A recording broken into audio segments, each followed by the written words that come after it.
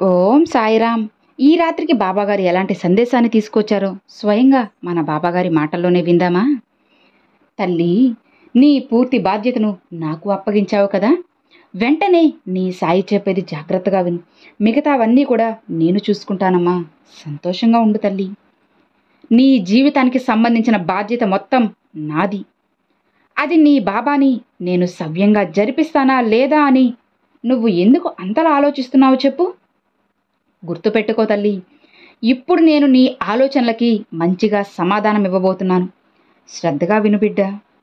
నీ జీవితంలో కష్టం, బాధ, సమస్యలు, సుఖం, దుఃఖం, నమ్మక ద్రోహం, ఆనందం ఇవన్నీ కూడా చూడాల్సిందేనమ్మా. అప్పుడే అది జీవితం అవుతుంది. జీవితానికి ఒక అర్థమవుతుంది.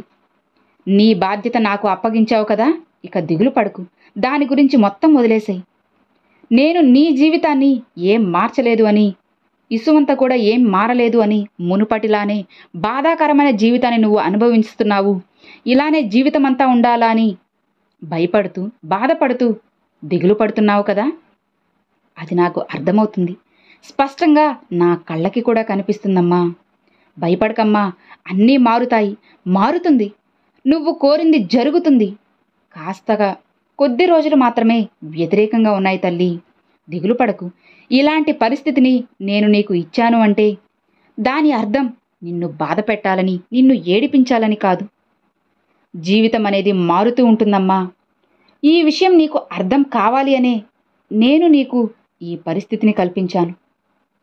మరి బాబా, అయితే మీ లీలలు చాలా బాగున్నాయి, కానీ నేను వాటి వలన చాలా కష్టపడుతున్నానే. చిన్న వయసు అప్పటి నుంచే నా జీవితంలో సంతోషం అనేదే లేకుండా పోతుంది. సంతోషానికి అసలు చోటే లేకుండా పోతుంది. మెల్లిమెల్లిగా కాస్త ఉన్న సంతోషం కూడా పూర్తిగా శాశ్వతంగా దూరం అయిపోయిందే.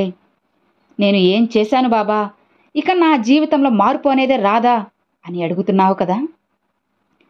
భయపడకు. తప్పకుండా నీ జీవితంలో మార్పు వస్తుంది. ఆ మార్పు నీకు పట్టరాని సంతోషాన్ని ఇస్తుంది. గుర్తుపెట్టుకోమ్మా, నీకు మొదట కష్టాలు వచ్చినప్పుడు నువ్వు భయపడ్డావు. తరువాత వాటిని మెల్లిమెల్లిగా ధైర్యంగా ఎదుర్కొన్నావు. ఇలా ఏదైనా సరే సాధించాలని పట్టుదల, ఏదైనా ఎదుర్కోగలను అన్న ధైర్యాన్ని నువ్వు పెంచుకున్నావు. నీ జీవితాన్ని నీకు నచ్చినట్లుగా మార్చుకోబోతున్నావు. మెల్లిమెల్లిగా అర్థం చేసుకుంటున్నావు. ఎలాంటి పరిస్థితినైనా సరే ధైర్యంగా ఎదుర్కోగలను అన్న నమ్మకంతో ఉన్నావు. ఇక నీకు ఎన్ని కష్టాలు వచ్చినా సరే వాటిని ఎదుర్కొనే శక్తి, మనోధైర్యం అన్నీ నీకు వచ్చేశాయి కదా. ఇన్ని చెబుతున్నా కూడా నువ్వు ఎందుకు అంత దిగులుగా ఉన్నావు? బాబా, మీ మాటలు విని విని నా మనసు అలిసిపోయింది, ఇక కొంచెం కూడా నాకు ఓపిక లేదు అని అంటున్నావా? అందుకేనా ఇంత దిగులుగా కూర్చొని ఉన్నావు? చెప్తున్నాను కదమ్మా, నీ సాయి మాటలు ఎప్పుడు కూడా తీసిపారేకు. ఇవి ఒట్టి మాటలే కాదు తల్లి, దైవవాక్కులు. నువ్వు ఎలాంటి సమస్యల్లో ఉన్నా సరే వాటి నుంచి నేను నిన్ను ఖచ్చితంగా బయటపడేస్తాను. ఎలాంటి క్లిష్ట పరిస్థితుల్లో నువ్వు నాకు నీ బాధ్యతను అప్పగించావో నాకు అర్థమవుతుంది. నా బాధ్యత మొత్తం నా బాబాకి ఇచ్చేశాను, ఇక నాకు దేనికి కూడా దిగులు లేదు అని సంతోషంగా ఉండు తల్లి. నా మీద పూర్తి నమ్మకంతో ఉన్నావు కదా. నేను నీ బాధ్యతని ఖచ్చితంగా నిర్వర్తించే తీరుతాను. కొంచెం కూడా అందులో ఎలాంటి సందేహము నీకు అవసరం లేదు. నీ జీవితమంతా రంగురంగుల హరివిల్లు వలె వికసిస్తుంది. నీ తల్లిదండ్రులు నిన్ను చూసి ఎంతో గర్వపడతారు. ఇక నీ తల్లిదండ్రుల గురించి నువ్వు అస్సలు ఆలోచించకమ్మా. వారు కూడా నా బిడ్డలే కదా. నేను వారిని మంచిగా చూసుకుంటాను. ఇంత పెద్ద బాధ్యత నేను ఎలా వదులుకుంటాను చెప్పు? అసలు మర్చిపోతానని ఎలా అనుకుంటున్నావు నువ్వు? నీ జీవితం గురించి నీకన్నా నాకే ఎక్కువగా తెలుసు. నాకే ఎక్కువ బాధ్యత కూడా ఉంది. అన్నీ నీ బాబానే చూసుకుంటారు అని నమ్మే నా బిడ్డ నమ్మకాన్ని నేను ఖచ్చితంగా నిలబెట్టుకుంటాను. అది నా బాధ్యత. నీకు మంచి ఆనందకరమైన జీవితాన్ని అందిస్తాను.